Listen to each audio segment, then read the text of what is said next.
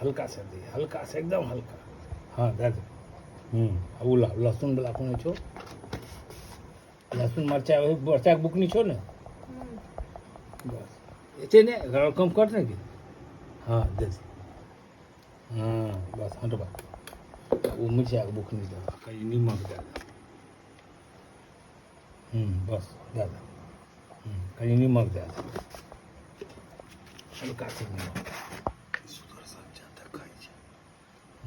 सुदर्शन हाँ बस.